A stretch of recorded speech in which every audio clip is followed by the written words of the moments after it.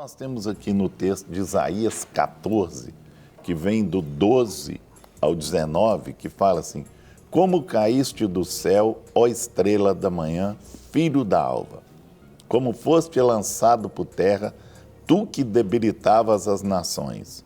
Tu dizias no teu coração: eu subirei ao céu, acima das estrelas de Deus, exaltarei o meu trono e no monte da congregação me assentarei nas extremidades do norte.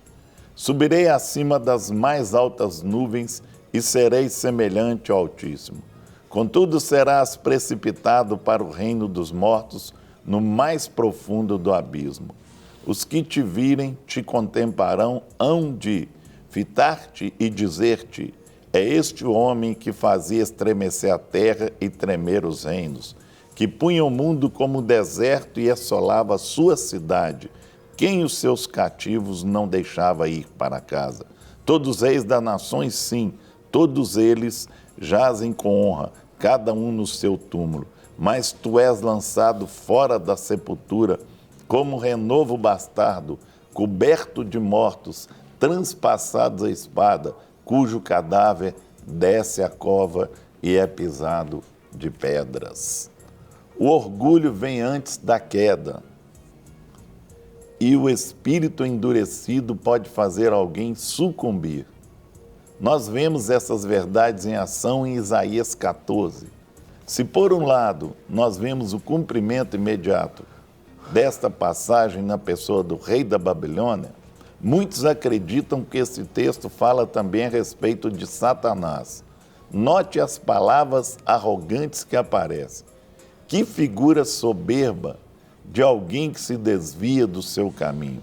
Ambos, o rei opressor e Satanás, têm uma característica em comum. Uma palavrinha que detona muita gente, chama orgulho e desejo de poder. Vejamos como é descrita a queda do maligno, do seu lugar de origem, o céu. Então nós temos aqui um texto que nos dá o rei da Babilônia e Satanás também, a caída por conta do orgulho, por conta do pecado que foi e gerou isso no coração e levou o quê? Da riqueza para a miséria. E é isso que nós queremos colocar aqui hoje, para que você venha entender em que situação você está, em questão espiritual. Muitas vezes você está passando por uma miséria espiritual. Nós temos que estar numa riqueza espiritual. Sim? Então, nós temos aqui o pastor Rogerinho que vai nos dar aqui. Ok. Guerra, esse tema ele é um tema muito interessante. Sim. E a gente poderia até expandir e fazer uma série de programas a respeito, eu acho, exatamente dessa situação, de sair de um lugar e ir para outro nessa questão de poder ou de condição financeira. Sim. Tanto quanto a pessoa está numa posição financeira lá embaixo, ou na miséria, como a gente coloca, e a pessoa que, estando na miséria, ela consegue uma ascensão ou tem acesso às riquezas. Então, eu não vou colocar miséria, eu vou colocar pobreza e riqueza para ficar mais fácil da gente entender. Então, a pessoa que vive na pobreza e tem acesso à riqueza. Então, esse é um padrão.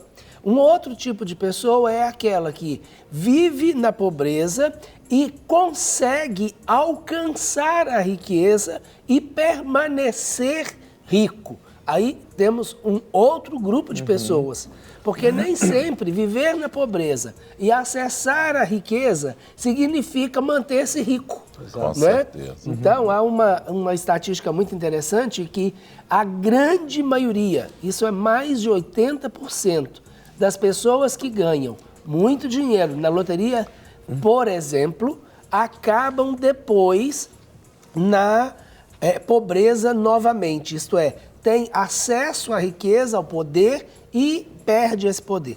Aí nós temos o lado inverso, que é aquele que está na riqueza e que vem para a miséria. E aí nós temos realmente uma perda e, normalmente, uma perda considerável e que afeta não só o bolso, mas também a questão das emoções.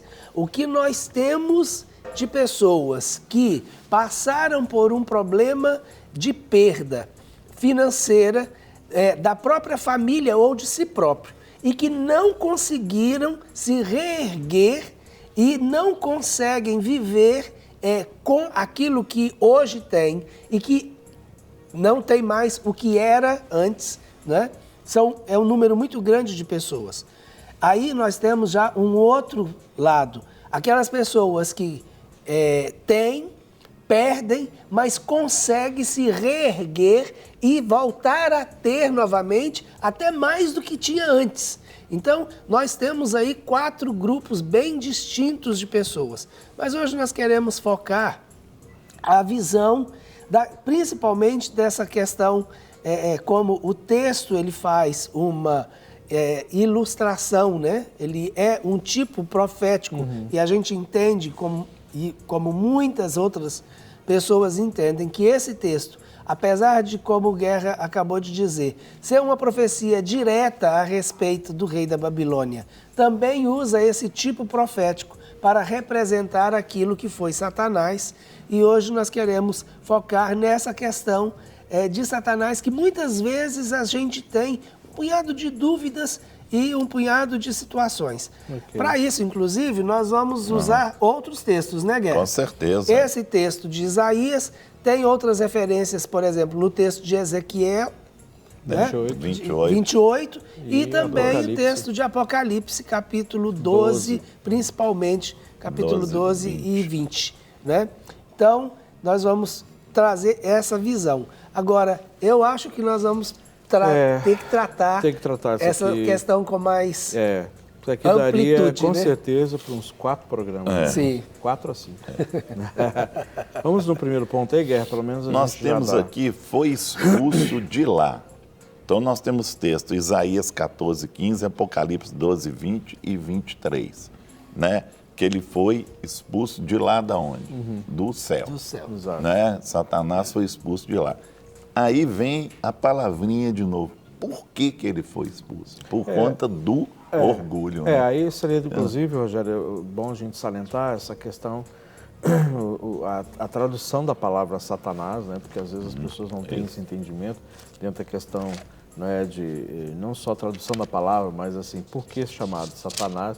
E porque a confusão de Lucifer e Satanás e diabo, né? Então, e às vezes as pessoas tem pessoas que acham que são seres diferentes, né? E isso é bom a gente trazer até a luz. Quando o nome é Lúcifer, que tem uma visão de anjo de luz, exato. Não é? E aí nós temos diabo por causa da função que ele passou a ocupar, que é de ser acusador, não é? E essa ideia, e Satanás é esse acusador e esse anjo de luz, mas que foi banido dos céus. Amém. Então, nós vamos ver daqui a pouco e nos outros itens algumas características, não é? Então, os textos, eles dão uma ideia de quem ele era, quais eram as suas funções e por que ele ensoberbeceu-se ou o orgulho chegou. Ele quis assumir uma posição que não era a posição dele, que era a posição de Deus. E a glória de Deus, Deus não reparte com ninguém, né? Então aí ele foi banido. Mas banido de onde? Banido das regiões celestiais, onde Deus estava e onde estava o trono de Deus. E é interessante, Rogério, a gente, quando pensa, ele foi banido, mas num texto, por exemplo, de Jó, fala que ele estava na presença de Deus, né?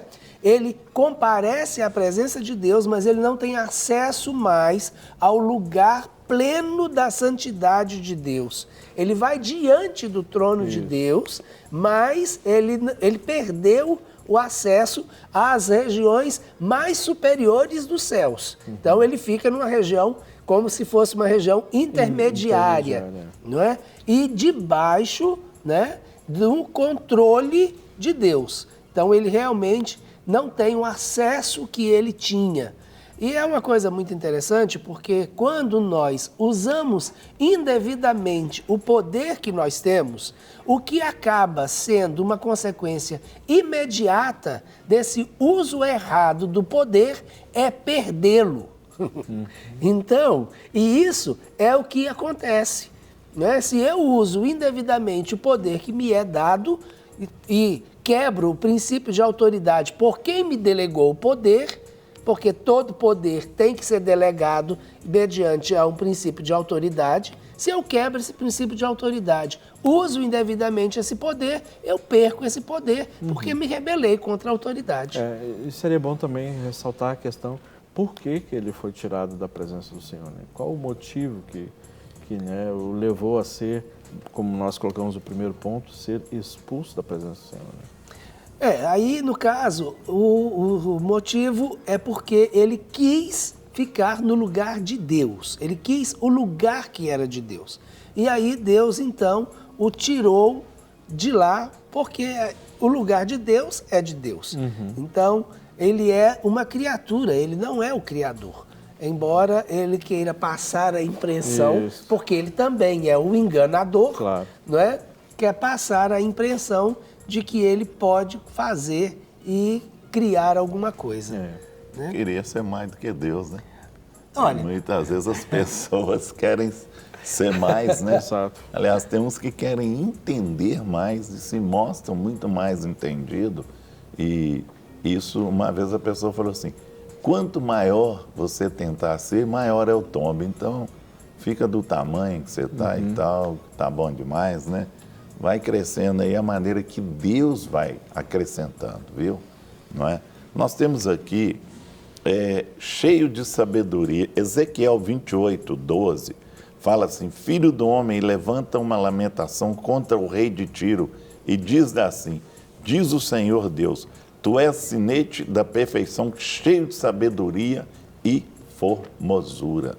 Não é? Então, nós vemos aqui que ele era cheio de sabedoria e formosura, mas o orgulho levou isso a encher o coração de Satanás. Então, muitas vezes a própria sabedoria e muitas vezes até a luxúria e tudo leva a pessoa a distanciar de Deus e aí é um risco muito grande para ele caminhar para a pobreza. É um risco muito grande. Então, nós sabemos que o inimigo era cheio de sabedoria, mas mesmo assim ele caiu. Né? E é interessante, Guerra, porque esse texto de Ezequiel, no capítulo 28, aí nós temos também um texto profético, onde a ilustração não é o rei mais de Babilônia, mas é o rei de Tiro, Exato. que era um opressor do povo de Israel. Né? E quando fala cheio de sabedoria, a gente tem que voltar e pensar no que Provérbio diz, né? Não se estribes no seu próprio conhecimento. Né? Então, não vamos nos firmar na nossa própria sabedoria, porque existe uma fonte dessa sabedoria, e a fonte da sabedoria é Deus. Então, ainda que eu seja cheio de sabedoria, isso não me livra do erro. Porque Salomão era um homem mais sábio e mesmo sendo o homem mais sábio, ele também cometeu erros. Então, eu acho que essa é uma das primeiras lições, aliás, a segunda grande lição que a gente vê. A primeira é com relação a não estar naquele lugar que a gente sabe que não nos pertence. Olha, gente, saber qual é o nosso lugar, saber qual era a nossa posição, isso é extremamente saudável. Extremamente saudável. Como Guerra disse aqui, nos livra de uma queda muito maior. Muito maior, não é? Com certeza. Então, se eu sei qual é a minha função, se eu sei qual é o meu lugar, eu não vou passar por cima de ninguém, não vou quebrar alianças, né? Não vou quebrar o princípio de autoridade. E aí, não também confiar somente na minha sabedoria. Então, nós temos algumas coisas que vale a pena a gente refletir, né? Então, não é isso que eu quero para mim. Eu não quero viver uma vida como Lúcifer, Satanás ou o diabo. Eu quero viver uma vida como Jesus. Amém. Né? Amém. Nós já estamos aqui com uma série de participações, né? Vamos dar uma aqui. Eu imagino os tipos de perguntas. Mas a gente vai aqui. Graça e paz, pastores, olhe por minha família se livrar dos vícios. E para mim, pois estou aguardando uma vaga de trabalho. Não estou ansiosa, pois tudo em minha vida eu coloco nas mãos de Deus. Sou de Vilhena, Rondônia, meu nome é Zilá. Ok, Zilá, vamos orar sim por você aqui no final do programa, tá joia? Temos uma pessoa aqui que mandou um oi, né? DDD 28, a gente responde oi, Deus abençoe a sua vida, né? DDD 15, olá, boa tarde, sou do interior de São Paulo, cidade de Apiaí, Apiaí, eu acho, Vale do Ribeira. Ok, Deus abençoe, obrigado pela sua audiência, viu? Está nos acompanhando, para nós é motivo de muita alegria. Temos aqui uma pessoa lá, DDD 51, mandou uma fotinho, assistindo aqui o programa, que bênção. DDD 38, pastores queridos, bom dia, vocês são uma bênção na minha vida. Adoro ouvir o pastor Rogerinho. Às vezes, palavras dele me transmitem muita paz. Amém. Eu era de uma igreja evangélica, mas eu estou com um problema sentimental e psicológico e me afastei. Peço um conselho e oração. Sou de Itamarandiba, Minas Gerais. Minha irmã, por favor, volta correndo para os caminhos do Senhor, viu? Esse é o melhor conselho que nós podemos te dar neste momento, não é? Independente da igreja que você estava, eu sempre digo e já falei aqui outras vezes, né? Busque a igreja mais próxima das Escrituras, mais próximas da palavra, tá bom? Nem sempre a mais próxima da sua casa é aquela que está mais próxima da verdade, que é a Escritura Sagrada. Então corre, né? Busque a comunhão entre os irmãos e principalmente a presença do Senhor, né? Verdadeiramente busque-o de todo o seu coração, de todo o seu entendimento, porque é isso que nos sustenta, que nos guarda, que nos capacita, ok? Olá, meu nome é Fernanda e eu continuo pedindo para vocês colocar meu nome e do meu filho nas vossas orações. O nome dele é Thiago Rego, DDD 99. Nós vamos estar orando sim, viu, queridos? Ok, vamos pegar mais alguns aqui para a gente... Tenho medo de Deus. Por quê? A Adriana, bairro Rio Branco, aqui de BH. E aí, Guerra? Você tem que ter temor de Deus. Deus nós temos que ter temor. Não é medo, não. Deus é bom, né? E Ele quer o melhor para você. Coloque isso no seu coração, sabe? Isso pode ter sido criação, né? Criaram você com esse, né? Essa questão de família, essa crença de família. Isso é uma crença que passou para você. Deus castiga. Deus castiga, isso tudo é crença. Agora, você tem fé em Deus, então você tem que ter temor de Deus e não medo. Tira o medo do seu coração, tá? A palavra diz que o verdadeiro amor lança fora todo medo. Então, lança fora esse medo aí, que Deus tem o melhor para você. Amém. Temos aqui a participação dos nossos irmãos lá de Miraí, que sempre tem mandado uma palavra ou mesmo uma pergunta, né? Uma participação. Bom dia, pastores, a paz do Senhor para todos e um final de semana abençoado. Amém. Né? Cheio da presença e da graça de Deus para vocês e para a família. Esse tema de hoje ele é forte, é verdade, é muito forte mesmo. Ok. Aqui nós temos mais um. A paz, amados pastores. Assisto o programa todos os dias. Um abraço a todos. Me chamo Daily. Sou batista. Pastor, aprendi que somos formados por corpo, alma e espírito, mas muitos acham que alma e espírito são a mesma coisa. Poderia me explicar a função de cada um e a diferença, né? Moro em Itaquiraí, Mato Grosso do Sul. Amo esse programa, peço oração por uma causa na justiça. Meu CPF foi clonado e puseram uma dívida de pedágio nele. Meu nome foi para o Serasa, o que me causou muito transtorno. Entrei na justiça e ganhei a causa. a empresa recorreu e perdeu, e recorreu novamente. Estou esperando a liberação do juiz e já passaram-se 4 anos, né? Deus abençoe a todos. Obrigado.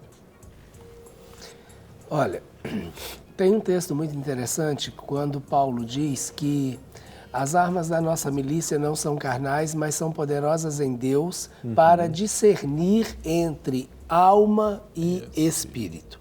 Esse texto, ele é um dos textos que nos dá uma referência muito exata de que alma é uma estrutura e espírito é uma outra estrutura, mas discernir entre um e outro não é muito fácil, né? Então, ele diz que isso é pelas armas de Deus, né?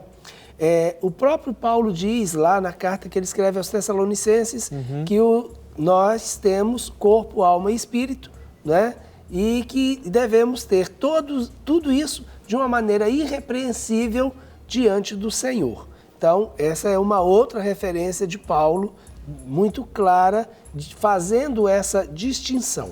A grande questão é que nós temos um mundo natural, visível, aparente, e um mundo que ele não é aparente.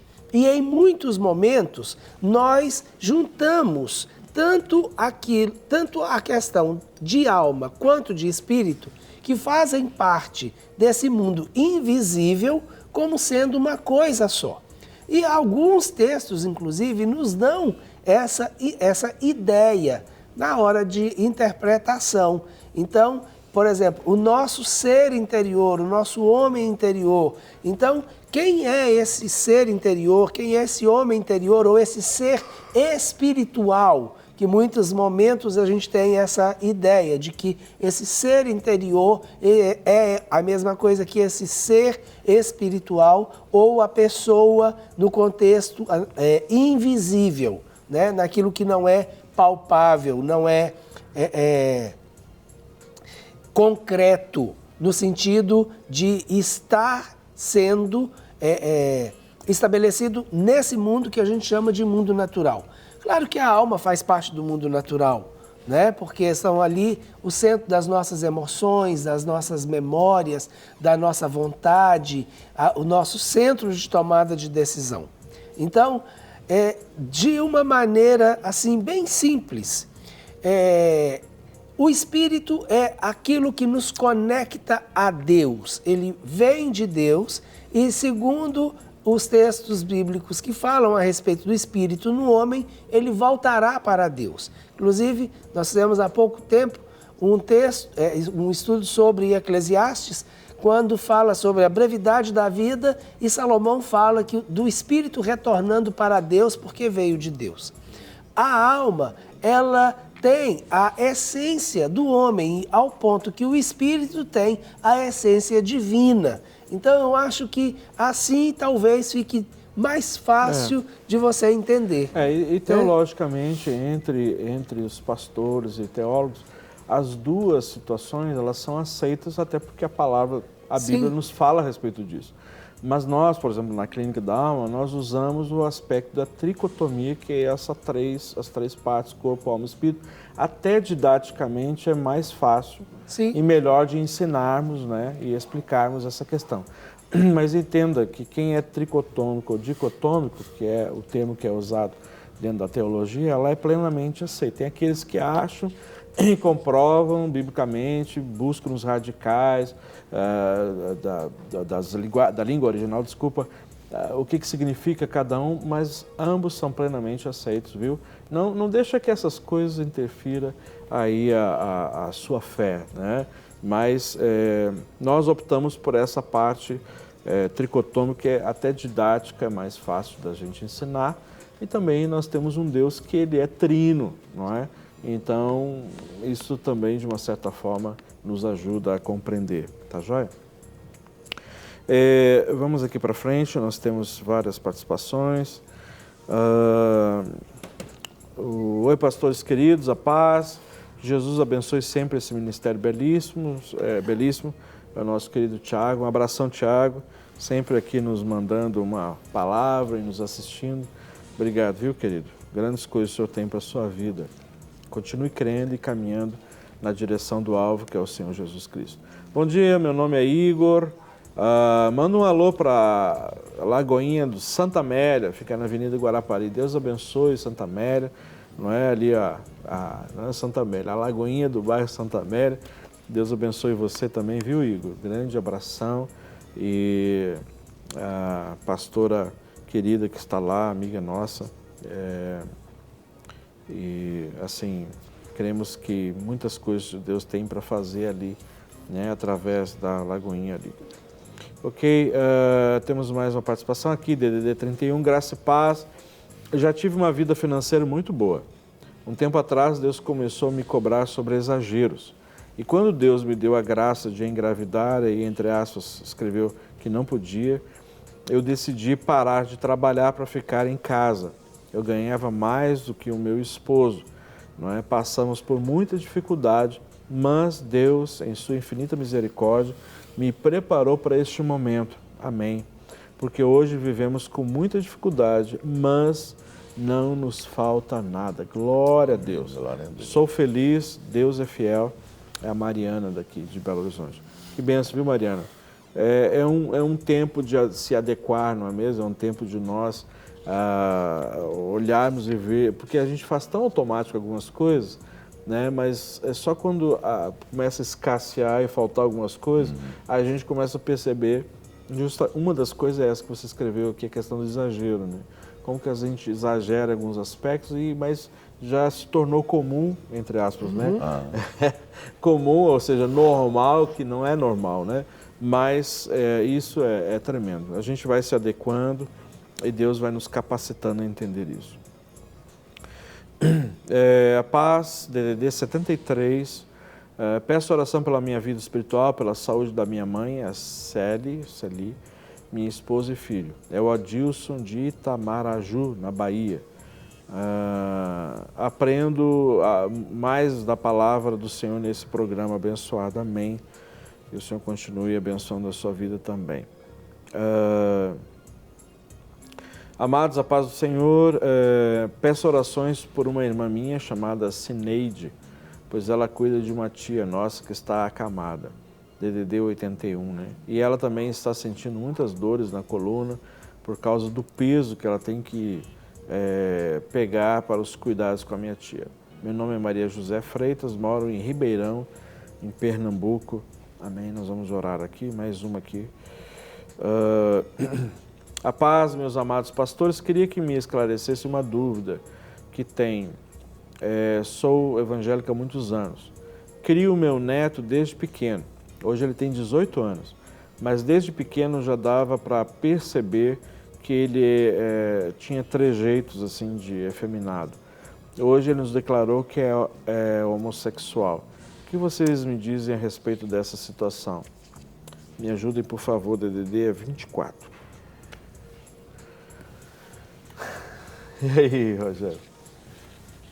É uma questão que a gente precisa avaliar com um certo cuidado. Primeiro é que o Senhor, Ele não faz acepção de pessoas. Então, isso é o primeiro ponto e a primeira verdade que eu queria deixar claro. Deus não faz acepção de pessoas. E a opção ou a orientação sexual, como alguns preferem dizer, não faz com que Deus vire as costas para a pessoa. Exatamente. Agora, o que faz Deus virar as costas para alguém, o que faz separação entre nós e Deus, não é aquilo que nós somos, é aquilo que nós fazemos. Então, são os nossos pecados. Os nossos pecados, sim, eles fazem separação entre nós e Deus. Ele não faz acepção de pessoas, mas os nossos pecados, eles nos levam para distantes de Deus. Então, essas são outro pilar que eu gostaria de ressaltar. Outra coisa, não há pecado que não possa ser perdoado quando ele é confessado diante de arrependimento. Então, a salvação veio através do sacrifício de Jesus Cristo, exatamente porque nós não temos condições de salvar a nós mesmos, por mais bonzinho que nós possamos ser, não é? Então, ninguém é bom, Deus é bom. Então, por mais certinhos que nós venhamos ser, nós não salvamos a nós mesmos e nós precisamos do Senhor Jesus e do seu sacrifício. Agora, não deixe de amar o seu neto. Isso não quer dizer que você tenha que concordar com o comportamento do seu neto, não é? E assim com todos os outros pecados, porque diante de Deus, toda relação fora de uma aliança e fora do padrão que Deus estabeleceu, ela é uma relação pecaminosa. Então, há o pecado, sim, e Deus abomina o pecado, mas há o pecador e Deus ama o pecador. Né? Amém. Nós temos aqui, Rogério, é uma criatura da mais pura beleza, é o líder de canto e dos músicos celestiais e é o querubim ungido, o que cobria o trono. Então nós temos 3 situações aqui, né, de valor e que ele não olhou nada desses valores. E muitas vezes o orgulho leva a pessoa a querer muito mais daquilo que lhe foi dado, não é? Quantas coisas Deus nos dá? Quantas vezes Deus exalta as pessoas e chega a um ponto que elas querem mais do que foi colocado para elas. E aí talvez perde até o que foi colocado. Não é? E aí tem 3 aspectos muito interessantes, Guerra. Primeiro é a beleza, no sentido de aí beleza, talvez até física mesmo, né? Com certeza. Um esplendor, uma beleza. Né? Então a gente não tem ideia do que é, né? Talvez os nossos olhos nem tenham como contemplar ou imaginar isso, mas a descrição é de uma beleza tremenda. Havia também uma função, né? Isso. Que era uma função não somente de liderança, porque ele era líder entre os músicos, né? Com certeza. Os adoradores, mas também uma função que o colocava numa posição de muita proximidade do próprio trono de Deus, com certeza. como você disse, que ele cobria o trono. Então ele estava próximo do trono. Estar próximo do trono significa estar próximo do próprio rei ou do Senhor que se assenta no trono. Com certeza. É estar próximo de toda a glória de Deus e exaltar essa glória de Deus através da adoração, do louvor e dos cânticos. Então, a ideia que a gente tem é que esse ser, ele era um ser de extrema beleza e grande conhecimento, como a gente já disse, certeza. Uma grande unção, porque querubim ungido, então ele realmente tinha uma grande unção, uma grande capacitação de Deus para fazer muitas coisas, e entre essas muitas coisas era dirigir e coordenar a adoração que era entregue a Deus e estava sempre próximo do trono de Deus e da glória de Deus. Então, eu penso que se tivesse algum outro ser, né, que não fosse o próprio Deus, que conhecia Deus e a essência de Deus, esse ser era Lúcifer. Né? Porque não temos nenhuma outra referência de um ser que tivesse tão próximo dele e que não fosse ele mesmo. Né? Então, como a gente vê Jesus dizendo, aquele que vê a mim vê o Pai, eu e o Pai somos um. Não é? E ele conhece tudo do Pai, ele sabe tudo a respeito do Pai, ele é o próprio Deus. Né? Então, a gente imagina que, além da pessoa de Jesus Cristo, né? Além do Filho, a única pessoa, o único ser que estava tão próximo era este. Amém. E ele realmente, diante de tanta riqueza, de tanta beleza, de tanta majestade, de tanto poder, de tanta autoridade, ele caiu. Amém. Olá, graça e paz. Sou o apóstolo Adenilson Trindade, e sempre que posso assisto esse programa. Parabéns, Deus abençoe. Eu sou de Goiás. Obrigado, viu, apóstolo? Deus abençoe sua vida, sua casa e o seu ministério. Continue prosperando para a glória do Senhor em todos os aspectos, né? DD aqui é 94. Oi, a paz do Senhor, gosto muito do seu programa. Orem por mim e minha família. Meu nome é Ruth e moro no Pará, em Eldorado, perto de Serra Pelada, a cidade do Ouro. Também estamos passando por dificuldades financeiras. Orem por nós. Estou assistindo o seu programa. Gostaria que vocês mandassem um beijo para nós, aqui do Pará. Meu nome é Ruth Nascimento, de Eldorado, Carajás. Um grande abraço.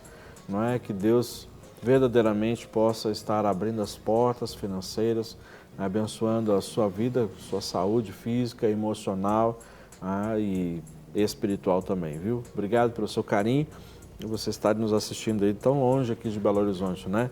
Mas tão perto do Senhor, né? Através, assim, dessa TV e também através dessa tecnologia, né?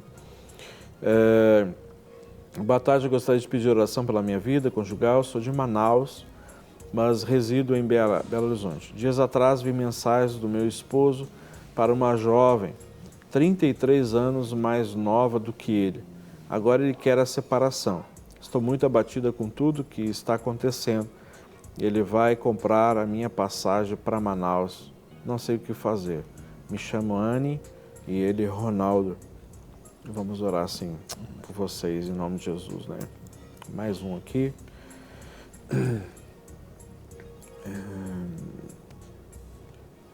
Esse aqui eu já li.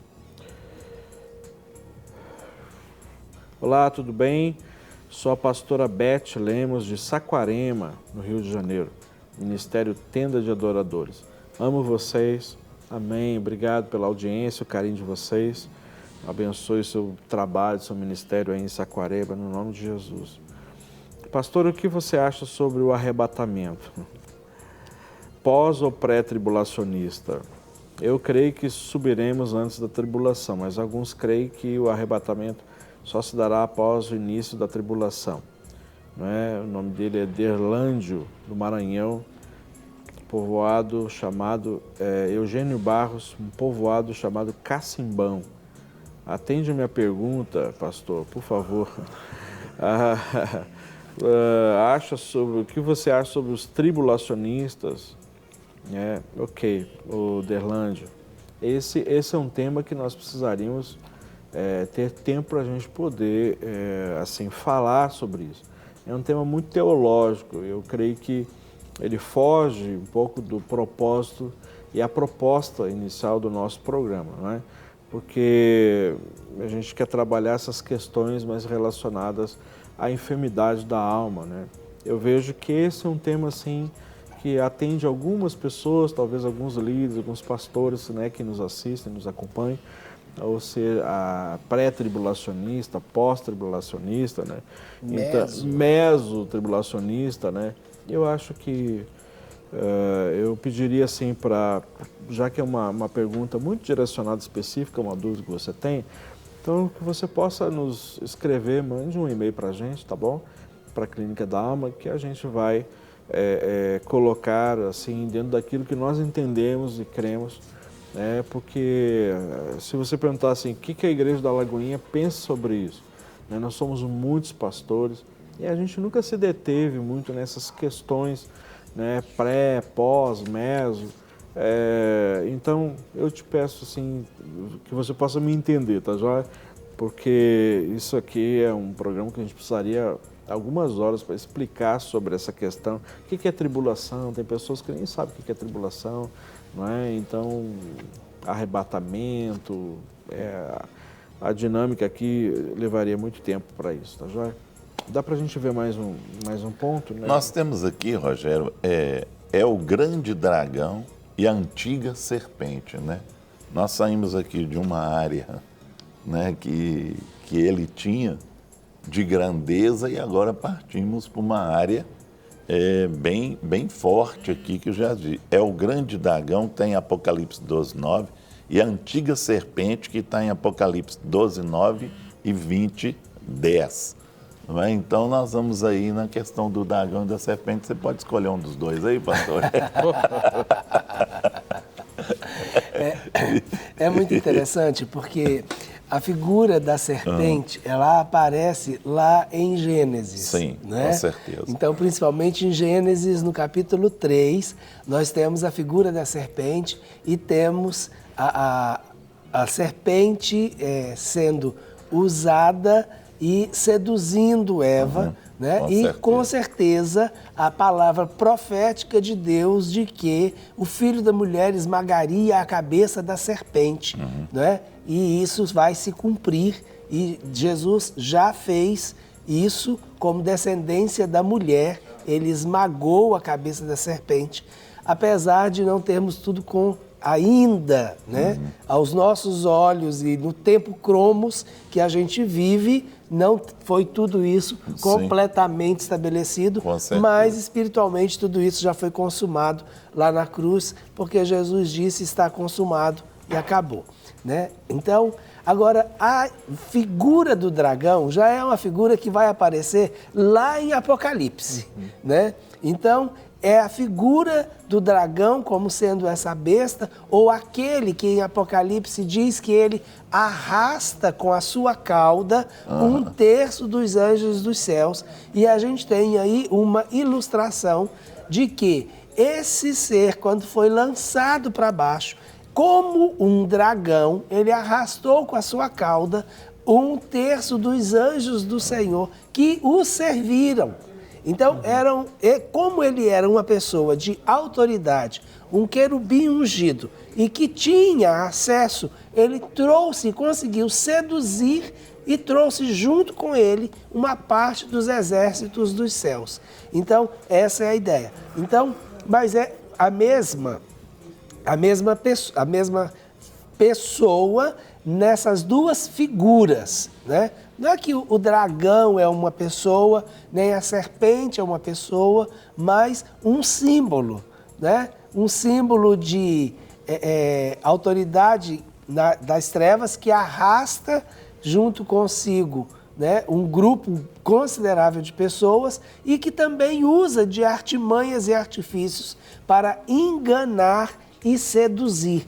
Então, a serpente, a visão da serpente tem muito a ver com essa questão da sedução, né? E aí o dragão arrastando, trazendo para junto de si. Então, essas duas figuras, e é interessante, né? Porque uma aparece no primeiro livro e a outra aparece no último. Então, com certeza. É um personagenzinho que está do primeiro ao último capítulo, do primeiro ao último livro da Bíblia. Amém. Nós ainda teremos vários outros pontos aqui, né, para a gente poder passar, mas nosso tempo já está bem exíguo. Mas eu quero colocar aqui: boa tarde, meus amados pastores, eu louvo a Deus pela vida de vocês. Fui curada e restaurada por este ministério maravilhoso. Amém. A decisão de fazer a escola de restauração foi o maior curso que fiz na minha vida. Um grande abraço, que Deus recompense vocês. É a Aline. Glória a Deus, Amém. Aline. Obrigado, viu, pelo seu carinho. Eu tenho uma outra pergunta aqui sobre a escola de restauração, que alguém pergunta, eu quero tentar responder. Alguém que está perguntando aqui, mas é que entrou tantas e eu acabei de perder aqui. É também sobre a escola de restauração, a respeito dos módulos. Puxa vida, eu li aqui, ó. Acho que é esse aqui. Bom, mas a pessoa pergunta, eu queria só lembrar o nome. Tá aqui, eu acho que tá aqui. Isso. Olá, pastores, a paz do Senhor Jesus. Eu gostaria de saber quantos módulos tem o curso, né, que é a Escola de Restauração da Clínica da Alma. Eu já fiz o 1 e o segundo módulo, mas eu gostaria de fazer novamente e terminar o curso completo. Deus abençoe. A Escola de Restauração são 3 módulos. Né? Então, cada módulo tem 16 temas distintos, todos eles relacionados à área de cura, libertação e restauração. Né? A nossa escola já começou, mas em julho nós vamos ter um intensivo, né, de uma semana, que você pode fazer o intensivo, ou seja, uma semana que corresponde a um módulo. Né? Mas a gente vai estar divulgando aqui, aí você pode acompanhar o mesmo pelo Facebook, tá joia? Eu quero orar, porque nós só temos um minutinho.